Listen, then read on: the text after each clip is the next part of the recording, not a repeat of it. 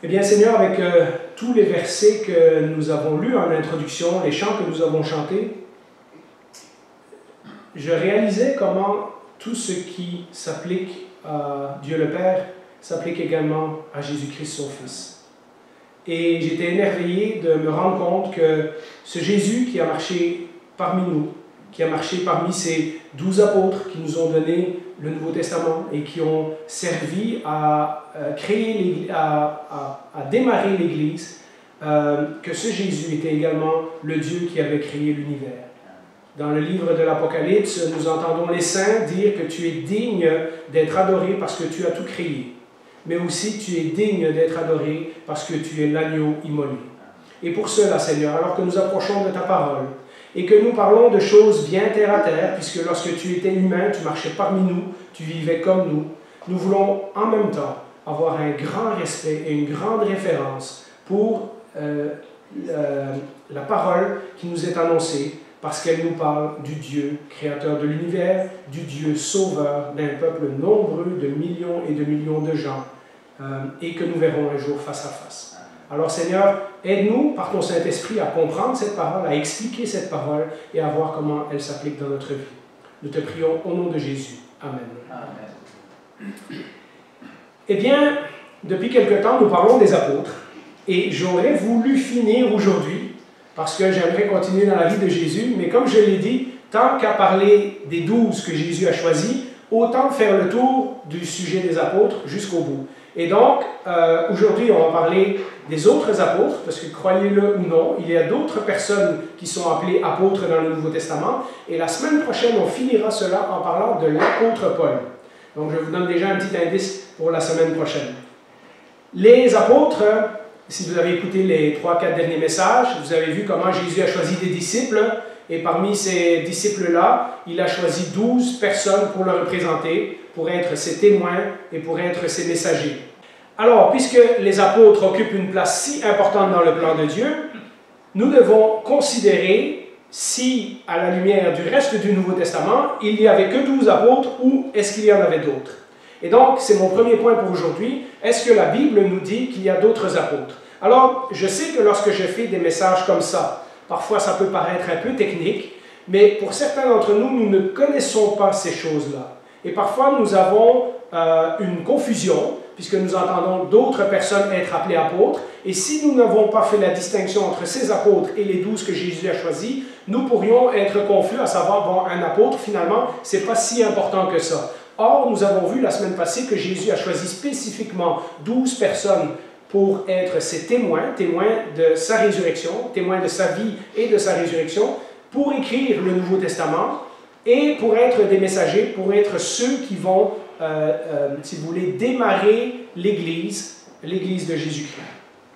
Et donc, nous devons savoir s'il y a d'autres apôtres, si ce sont le même genre d'apôtres ou si c'est une autre sorte d'apôtres, c'est ce que nous allons voir aujourd'hui.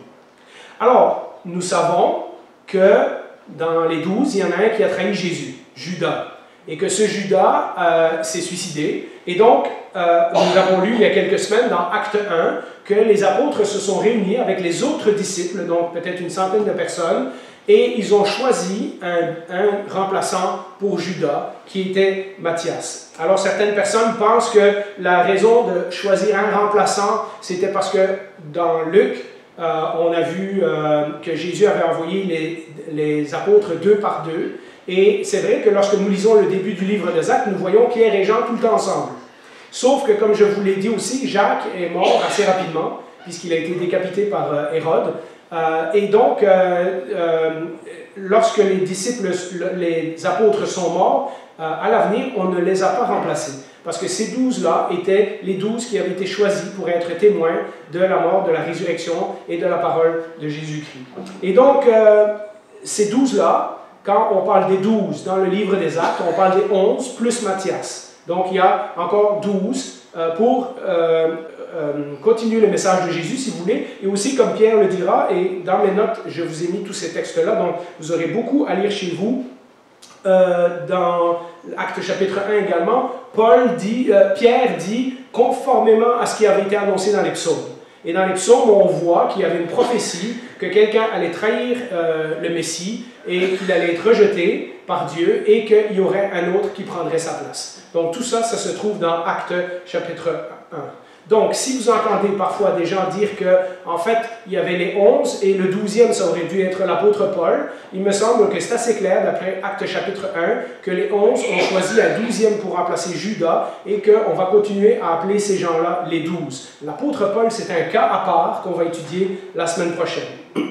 À part Matthias, qui a été choisi pour remplacer Judas, il y a quelques autres personnes qui ont le nom d'apôtres associés à eux dans le Nouveau Testament. Alors le premier, c'est Jacques, frère de Jésus. Et ça, c'est peut-être une surprise parce que vous le savez, si vous avez écouté les messages précédents, que le frère de Jésus, en tout cas tous les frères de Jésus, ne croyaient pas en lui pendant un certain temps.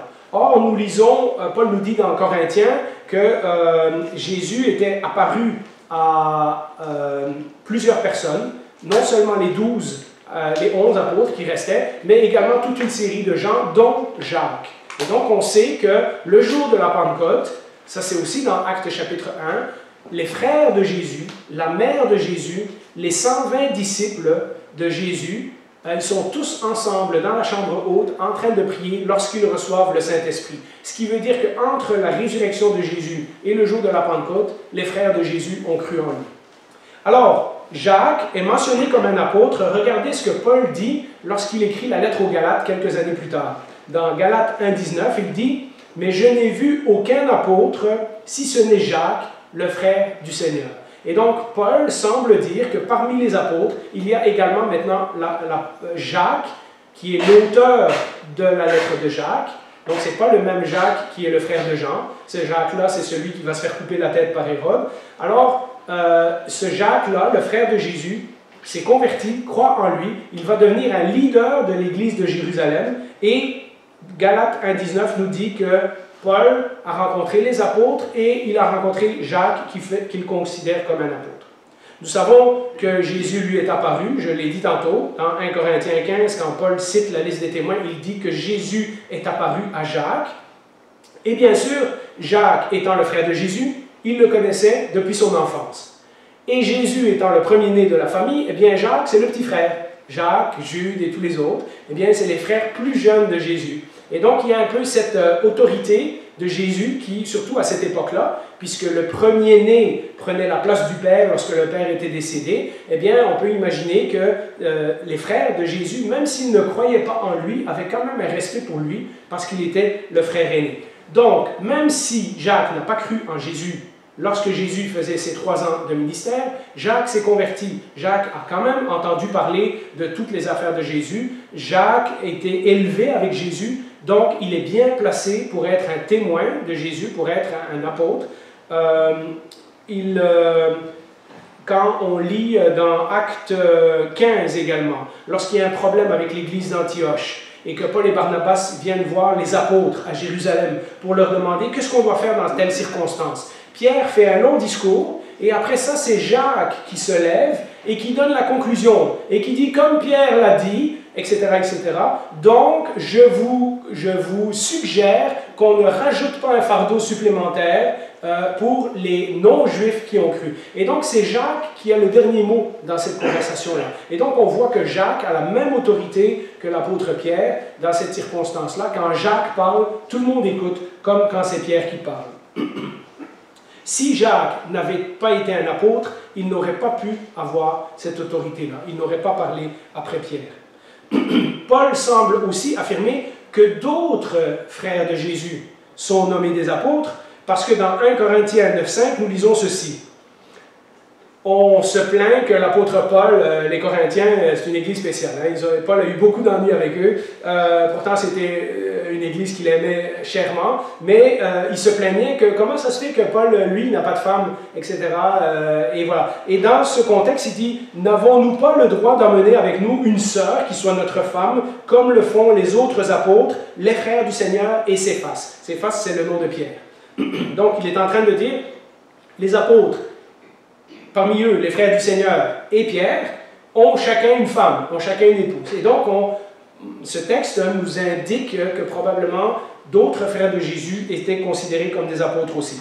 Pour la même raison que Jacques. Ils ont connu Jésus, ils ont entendu ils ont vu son ministère, ils ont entendu ses paroles, ils ont été élevés avec lui. Qui d'autre peut être un meilleur témoin que quelqu'un qui a passé 30 ans avec le Sauveur de l'humanité? Et nous savons que Jude a écrit la lettre de Jude dans le Nouveau Testament. Donc il y a au moins 2 frères de Jésus, dont on est sûr, Jacques et Jude, qui sont des auteurs des écrits du Nouveau Testament.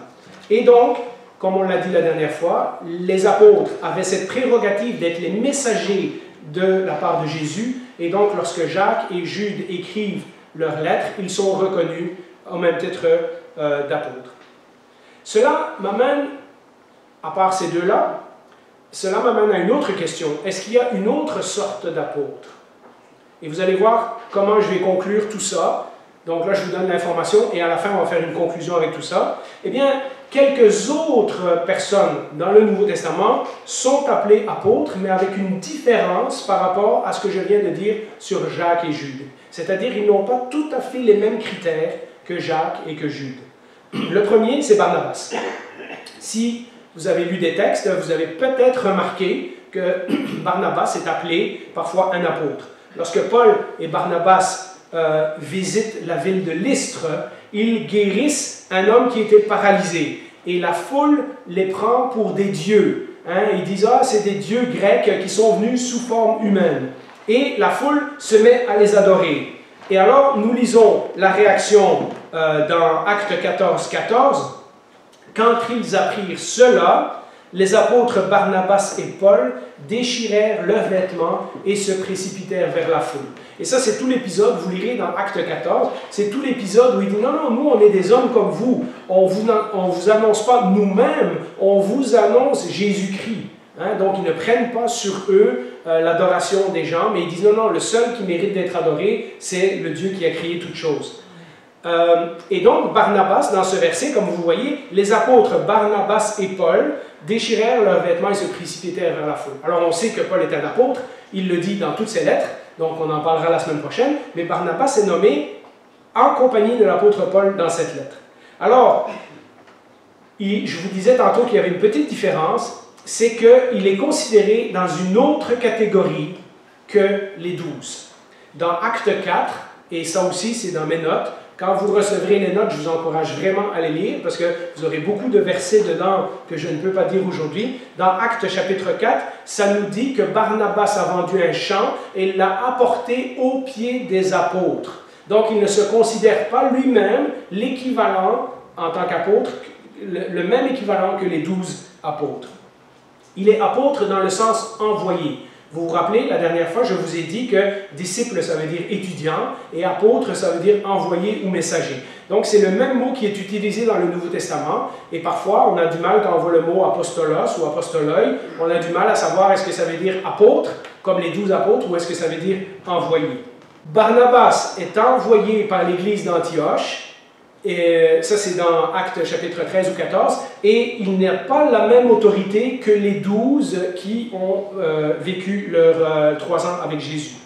Il est délégué par Jésus, il est délégué par son Église, mais il n'est pas délégué par Jésus. Vous vous rappelez, la dernière fois, on a dit que les 12 avaient reçu de Jésus le pouvoir de faire les mêmes miracles que Jésus pour pouvoir confirmer que le message qu'il prêchait, c'était le même message que Jésus. Eh bien, Barnabas, il ne nous est dit nulle part qu'il n'a la même autorité de faire les miracles que les 12. Et donc, déjà, ça, c'est une différence. Il y a un autre que vous connaissez, si vous êtes familier avec le Nouveau Testament, c'est Silas, qui était partenaire de l'apôtre Paul et qui est mentionné dans quelques-unes de ses lettres, qui est mentionné aussi dans le livre des Actes. Eh bien, Silas est aussi appelé apôtre. Ainsi, lorsque Paul adresse sa lettre aux Thessaloniciens, en son nom et celui de Silas et de Timothée, il commence la lettre au chapitre 2, au verset 6 de 1 Thessaloniciens, il dit ceci: « Nous n'avons pas recherché la gloire qui vient des hommes, ni de vous, ni des autres. Nous aurions pu nous imposer en tant qu'apôtres de Christ. » Donc, il y a des gens qui disputent l'autorité de l'apôtre Paul. Et Paul dit, si on avait voulu, on aurait pu s'imposer en tant qu'apôtre. Et vous dire, on est des apôtres, donc vous devez écouter ce qu'on vous dit. Et il dit, pourtant, ce n'est pas comme ça qu'on a agi avec vous. Alors, vous voyez que Silas et Timothée sont mentionnés dans la liste. À nouveau, Silas, eh bien, c'est comme Barnabas. Il est très considéré à l'église de Jérusalem, nous dit Acte 4. Donc si vous avez des textes à lire cette semaine, c'est Acte 1, Acte 4 et Acte 14, d'accord? Eh bien, il est très considéré parmi l'église de Jérusalem, tout comme l'était Barnabas. Mais il n'y a pas de texte qui nous dise que Jésus lui est apparu personnellement, ni à Barnabas d'ailleurs, comme il l'a fait pour Jacques ou comme il va le faire pour l'apôtre Paul, par exemple. Donc, notez cette différence. Jésus est apparu à certaines personnes et à d'autres, ça ne nous dit pas qu'il leur est apparu. Dans ce texte aussi, on peut enlever Timothée, parce que Timothée peut sembler faire partie de la liste. Or, Timothée, déjà en partant, est beaucoup trop jeune. Il s'est converti, il était un jeune homme. L'apôtre Paul l'a pris comme lui, comme collègue. Timothée est trop jeune pour avoir connu Jésus en personne. Et puis, son éducation religieuse ne lui a pas été transmise par Jésus ou par les apôtres, mais par sa mère et par sa grand-mère. Donc, il est déjà un croyant juif avant de rencontrer l'apôtre Paul. Et ce n'est pas Jésus lui-même qui est apparu à Timothée, ni à Barnabas, ni à Silas d'ailleurs. Paul ne semble non plus dans aucune de ses autres lettres, alors qu'il parle souvent de Timothée, Paul ne semble jamais dire que Timothée est un apôtre, ailleurs que dans ce verset-là. Et donc, lorsqu'on lit le mot apôtre, il faut se rendre compte que des fois, ça veut dire simplement envoyé. Il y a les apôtres qui sont envoyés par Jésus, il y a les apôtres qui sont envoyés par l'Église. Et dans cette catégorie, il reste Andronicus et Junia. On l'a lu dans l'étude biblique de Philippiens, mais pour ceux qui n'étaient pas là, je vous le rappelle, Andronicus et Junia sont des proches parents, on pense peut-être même dans la famille de l'apôtre Paul, et ils sont considérés, nous dit le texte, parmi les apôtres. Regardez ce que Paul dit dans ses salutations à la fin de la lettre aux Romains. Romains 16, verset 7, « Saluez Andronicus et Junia, mes compatriotes, mais en fait, ça veut dire mes parents, ceux qui sont de la même tribu que moi, donc on pense que c'était peut-être des cousins ou des gens de sa famille, et mes compagnons de détention. Donc on sait qu'ils ont été en prison avec l'apôtre Paul. Ils sont très estimés parmi les apôtres, et ils se sont même convertis à Christ avant moi. Alors, très estimés parmi les apôtres, ça peut vouloir dire que dans le groupe qui s'appelle les apôtres, on les estime beaucoup, ou ça peut être très estimé parmi les apôtres, c'est-à-dire que les 12 apôtres les estiment beaucoup. Donc, vous voyez, la traduction n'est pas claire. C'est pour ça qu'avec eux, il faut faire un petit peu attention. On ne sait pas s'ils sont véritablement des apôtres ou si c'est la tournure de phrase qui nous laisse penser ça. Et puis, certains pensent aussi que Apollos aurait pu être un apôtre, parce que dans 1 Corinthiens 4, quelques versets après que Paul s'est présenté, lui et Apollos, comme il l'a fait dans la lettre aux Thessaloniciens pour Silas, Paul dit ceci, 1 Corinthiens 4, verset 9. En effet, il me semble que Dieu a fait de nous, apôtres, les derniers des hommes, des condamnés à mort en quelque sorte, puisque nous avons été donnés en spectacle au monde, aux anges et aux hommes. Donc Paul parle de la difficulté d'être apôtre, qu'ils n'ont pas beaucoup de prestige aux yeux du monde. Ce sont des gens qui ont vécu beaucoup de choses difficiles, et il inclut Apollos dans la liste des apôtres. De nouveau, comme pour tous les autres, Apollos ne remplit pas exactement les mêmes critères que les 12 apôtres que Jésus avait choisis. D'abord, c'est un païen qui s'est converti, donc ce n'est pas un juif. Donc, certainement, il ne connaissait pas Jésus en Galilée. Il n'était pas avec Jésus ni dans le début de son ministère, ni lors de la résurrection. Il n'a pas eu non plus d'apparition du Seigneur ressuscité. Et la Bible nous dit qu'il n'avait, dans Acte 18, qu'il n'avait entendu parler que du baptême de Jean. C'est-à-dire qu'il croyait au Messie, il croyait à ces choses-là, mais il n'avait même pas encore été baptisé comme les chrétiens seront baptisés à partir du Nouveau Testament. Et donc, c'est Aquilas et Priscilla qui vont mieux le former dans l'Évangile, nous dit la Bible. Donc, si Apollos est mentionné comme apôtre, il est peut-être dans le sens d'envoyé par l'Église et non pas délégué de Jésus-Christ, comme c'est le cas pour les 12. Et cela m'amène donc au dernier point, c'est qu'il nous faut comprendre qu'à part les 12, il y a des gens dans le Nouveau Testament qui portent le nom d'apôtres, mais que apôtre, dans ce sens-là, doit être compris comme envoyé. Le mot apôtre est utilisé à plusieurs endroits dans le Nouveau Testament comme dire envoyé, pas dans le sens d'apôtre comme le titre que les 12 ont. Par exemple, si vous avez fait l'étude sur Philippiens, vous savez que Épaphrodite est appelé un envoyé. D'ailleurs, dans certaines traductions, c'est marqué Épaphrodite qui a été votre envoyé, mais le mot grec c'est apostolos. Hein, donc c'est celui qui est envoyé par l'Église. Et donc Épaphrodite est considéré comme un envoyé de la part de l'Église de Philippe. Tite aussi porte ce nom-là, dans le sens d'envoyé. Dans 2 Corinthiens 8, verset 23, Paul écrit ceci. « En ce qui concerne Tite, il est mon associé et mon collaborateur auprès de vous. Quant à nos frères, ils sont les envoyés, c'est le mot apôtre dans le grec, des églises, la gloire de Christ. » Et donc, si on peut résumer grossièrement en une seule phrase, parce que là je vous ai donné quelques détails, mais si on devait résumer, il y a les envoyés par Jésus, ça c'est les 12, on verra le cas de l'apôtre Paul la semaine prochaine, c'est une exception, et il y a les envoyés, les apôtres, qui sont envoyés par les églises. Et il semble qu'il y a une différence d'autorité, il y a une différence dans leur pouvoir. Ils n'ont pas ni Barnabas, ni Silas, ni Apollos, ni Tite, ni Timothée. Aucun de ces gens-là ne font des miracles comme le font les 12 et comme le fera l'apôtre Paul. Ils sont envoyés par l'Église, mais ils n'ont pas été choisis par Jésus-Christ. Et le Nouveau Testament semble faire une distinction entre ces deux groupes d'apôtres. Ceux dont on est sûr, ce sont les 12, c'est-à-dire les 11 plus 1, Matthias, qui avaient tous les mêmes caractéristiques que les 11 premiers. Ceux dont on est sûr, c'est que Jésus en a choisi 12 qui ont reçu de lui la mission spécifique d'être des témoins, d'être des messagers et d'être le fondement de l'Église. Et donc ces 12-là sont dans une catégorie à part. Les 12, après la mort de Judas et donc son remplacement par Matthias, ils sont toujours 12, sont considérés dans la Bible comme les fondements de l'Église et sont mentionnés dans le livre de l'Apocalypse en relation avec la Nouvelle Jérusalem. Dans Apocalypse 21, 14, ça nous dit « La muraille de la ville avait 12 fondations qui portaient le nom des 12 apôtres de l'agneau. » Et donc, il y a une catégorie de gens à part, les 12 que Jésus a appelés à le suivre, qui sont différents de tous les autres apôtres. Ces 12-là occupent une place particulière dans le plan de Dieu pour la construction de son Église et pour la diffusion du message de l'Évangile. Alors, je ne voulais pas continuer avec l'apôtre Paul aujourd'hui parce que c'est un long bout en lui-même. Et la semaine prochaine, on parlera également des faux apôtres. Parce que dans le Nouveau Testament, il y avait des gens qui se prétendaient apôtres et qui ne l'étaient pas. Alors, on gardera ça pour la semaine prochaine. Je ne vais pas trop vous surcharger aujourd'hui. Alors, on va aller à la conclusion.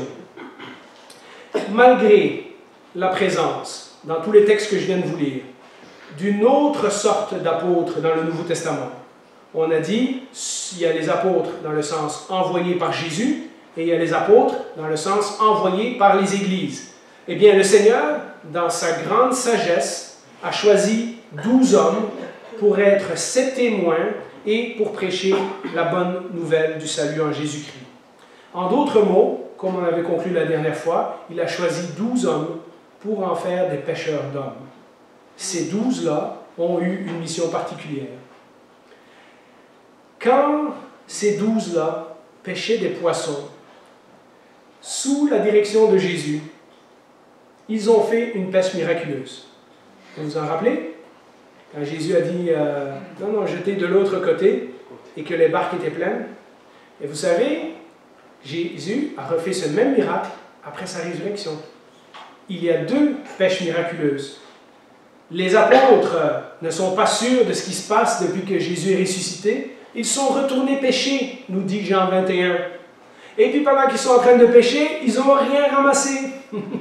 Et Jésus leur apparaît dans Jean 21, versets 4 à 7. Écoutez cette histoire fascinante. Ça, c'est la 2e pêche miraculeuse. Le matin venu, Jésus se trouva sur le rivage. Mais les disciples ne savaient pas que c'était lui. Jésus est sur le bord, les disciples sont plus loin dans l'eau. Il leur dit, « Les enfants, n'avez-vous rien à manger? » Ils lui répondirent, « Non. » Il leur dit, « Jetez le filet du côté droit de la barque et vous trouverez. » Ils le jetèrent donc et ils ne parvinrent plus à le retirer, tant il y avait de poissons. Alors, le disciple que Jésus aimait dit à Pierre, « C'est le Seigneur !» Deuxième fois, le même miracle, ils ont reconnu ceux qui les avaient appelés à être pêcheurs d'hommes la première fois. Tout à coup, maintenant, ils sont sûrs de leur mission. Tout ce que Jésus avait promis va se réaliser. Voyez-vous, quand ils ont commencé à prêcher, quand ils ont pêché des poissons sous la direction de Jésus, les deux fois, ils ont eu une pêche miraculeuse. Eh bien, quand ils ont commencé à prêcher le message, le jour de la Pentecôte, quand ils sont devenus pêcheurs d'hommes, sous la direction du Saint-Esprit, ils ont attrapé des milliers d'hommes pour Jésus. Comme ceux qui avaient cru, nous dit le livre des Actes, continuaient à se réunir régulièrement, eh bien, l'Esprit rajouta à l'Église d'autres milliers d'hommes. Après la première pêche, il y en a eu une autre. Le livre des Actes finit où il y a des milliers de gens qui se sont convertis. Puis, lorsque ces 12 partirent aux extrémités de la terre, comme on a vu il y a quelques semaines, ils sont tous morts martyrs, à part l'apôtre Jean, et que finalement ils écrivirent les évangiles et les épîtres et le Nouveau Testament tel qu'on l'a, eh bien, cette parole écrite, le témoignage de ce que Jésus a fait pour nous, continue à faire des millions de poissons, des millions de disciples, nous autres, dès 2000 ans plus tard. Et donc, la promesse que Jésus a faite un jour sur le bord du lac de Galilée, « Suivez-moi et je ferai de vous des pêcheurs d'hommes », s'est réalisée au-delà de tout ce qu'ils auraient pu imaginer. Et nous sommes les bénéficiaires de cette pêche miraculeuse. Et je voulais vous laisser avec ça pour qu'on puisse réfléchir, méditer, louer le Seigneur, le prier, le remercier pendant cette semaine, de nous dire grâce au témoignage de ces 12. Nous appartenons au peuple de Dieu aujourd'hui, 2000 ans plus tard. Dans quelques temps, nous allons parler de comment les évangiles et le Nouveau Testament nous est parvenu jusqu'à nous, puisqu'on a parlé que les apôtres avaient reçu de Jésus cette autorité de dire sa parole en son nom. Et tout ça met la base pour lorsqu'on va parler de le Nouveau Testament. Parce que vous savez, on se pose des questions aujourd'hui à savoir, oui, mais moi, je n'étais pas là, je ne l'ai pas vu, Jésus. Vous vous rappelez ce que Jésus a dit à Thomas? Tu as cru parce que tu m'as vu. Heureux sont ceux qui croiront sans m'avoir vu. Il y a une bénédiction particulière qui nous est associée à nous qui croyons au témoignage des 12 apôtres, que même Thomas et les 12 n'auront pas. Jésus nous a dit qu'il y avait une bénédiction pour nous, parce que nous fonctionnons par la foi. Eux, ils ont vu Jésus, nous croyons au témoignage des apôtres. Je vous laisse réfléchir à tout ça, je vous laisse méditer là-dessus, je vous laisse relire les textes chez vous. Les 12 ont été choisis pour une mission spéciale, et nous allons voir la fin de ce message la semaine prochaine. Prions. Bien, Seigneur, parfois quand nous lisons cette histoire des apôtres, nous aimerions dire, nous aussi, on va pêcher des millions de personnes, mais cette tâche, tu l'as réservée particulièrement à ces 12-là. Ce qui ne veut pas dire que nous, en tant que disciples, n'avons pas à ouvrir la bouche et à témoigner et à amener d'autres personnes. Tu nous utilises justement pour continuer à remplir ce royaume, pour continuer à grandir ce peuple que tu as formé, mais nous ne le faisons pas de notre propre autorité. Nous ne le faisons pas avec nos propres moyens. Nous nous basons sur les témoignages des apôtres et nous nous basons sur l'aide du Saint-Esprit et nous nous basons sur l'autorité de la parole. Seigneur, lorsque nous prêchons, nous ne voulons pas attirer le regard sur nous, nous voulons attirer les regards sur toi. Nous voulons attirer les regards sur ce qui est écrit dans le Nouveau Testament, afin que les gens puissent te découvrir comme nous t'avons découvert, et savoir que, waouh, ce Jésus mérite vraiment d'être suivi. Ce que tu as commencé avec ces 12 hommes alors qu'ils étaient des simples pêcheurs en Galilée et que tu en as fait les fondations de ton Église est quelque chose d'extraordinaire. Peut-être que le rôle que tu nous réserves à nous est moins glorieux et moins prestigieux.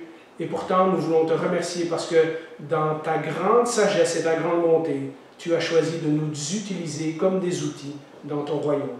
Seigneur, aide-nous à faire notre travail de la meilleure façon possible, avec joie, avec reconnaissance et avec espérance. Au nom de Jésus, nous te prions. Amen. Amen.